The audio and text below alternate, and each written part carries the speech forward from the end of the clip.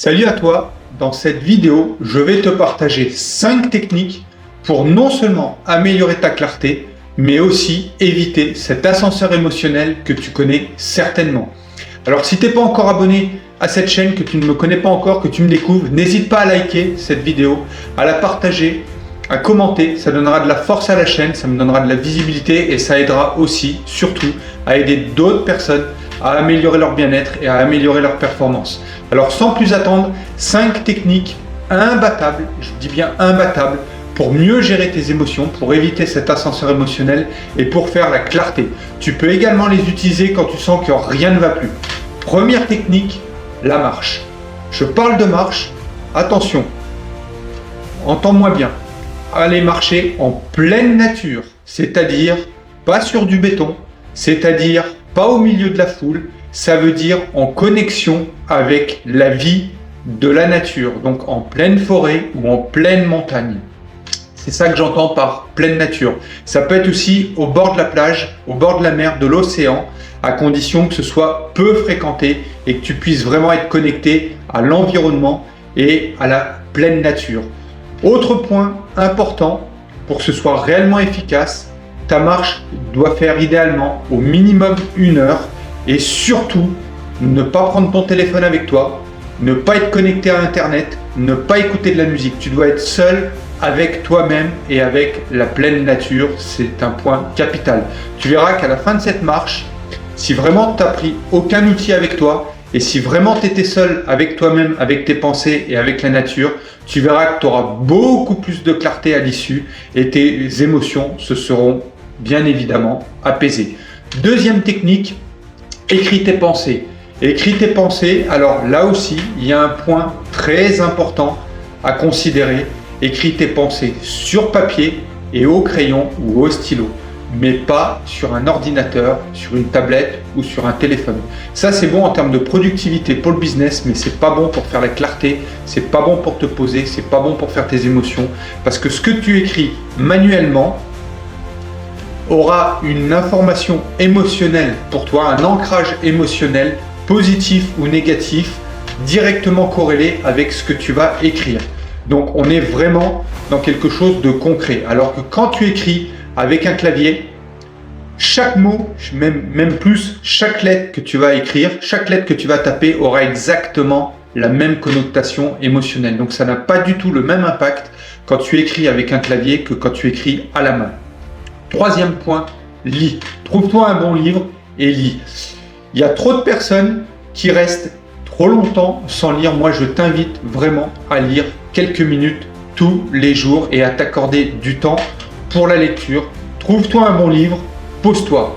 Et si tu te dis qu'il y a des sujets qui t'intéressent, mais que tu ne prends pas le temps ou que tu n'as pas envie de lire, malgré qu'il y a des sujets qui pourraient t'intéresser, dis-toi que c'est certainement que tu as une forte addiction à la dopamine. Alors c'est un autre sujet, on pourra y revenir, mais c'est que tu as besoin de sursollicitation et c'est que tu es certainement trop connecté au réseau ou au téléphone, aux ordinateurs et aux technologies et pas assez connecté avec toi-même. Et donc bien évidemment, ça a un impact extrêmement néfaste pour tes émotions. Donc la lecture, ça va te permettre de te recentrer sur toi et de te connecter à un flux d'informations qui va être moins rapide que les connexions technologiques et où tu vas pouvoir t'immerger dans une lecture profondément bénéfique. Quatrième point, alors là c'est surtout spécifique pour les entrepreneurs, mais ça sert aussi énormément à faire la clarté et à améliorer tes émotions, c'est de rejoindre un mastermind. Ne reste pas seul face aux défis, face aux difficultés ou aux problématiques que tu peux rencontrer. Faire partie d'un réseau d'entrepreneurs où chacun est bienveillant, mais critique dans le bon sens du terme pour te challenger. Ça va aussi t'aider à faire la clarté sur toi-même et à avoir des émotions beaucoup plus stables pour éviter ce fameux yo-yo.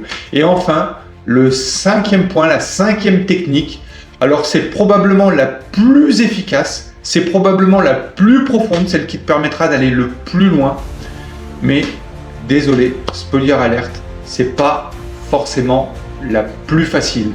Il s'agit de la méditation. La méditation, alors il y en a beaucoup qui vont partir en me disant « moi j'arrive pas à méditer, mes pensées partent partout dans tous les sens ». C'est normal. surtout si tu n'as jamais médité. Mais moi, je t'invite, ne serait-ce que quelques minutes chaque jour, à te prioriser un temps où tu vas être seul avec toi-même, assis. Et là, attention, l'enjeu, c'est de parvenir à dompter, j'ai bien dit dompter, cet animal émotionnel qui vit en toi. Je vais le répéter parce que c'est important, parce que si tu arrêtes ta méditation avant d'avoir dompté cet animal émotionnel qui vit en toi, ça aura beaucoup moins d'impact. Donc l'idée, c'est de t'asseoir, pose tes fesses sur un tapis de yoga, sur un tapis de sol ou une couverture, peu importe, mais à même le sol idéalement. Tu peux t'asseoir sur une chaise, mais c'est mieux de le faire à même le sol. Si tu peux le faire en position lotus, c'est encore mieux, parce que la position lotus, alors il y en a qui vont te dire c'est pas indispensable, c'est vrai, elle n'est pas rigoureusement indispensable.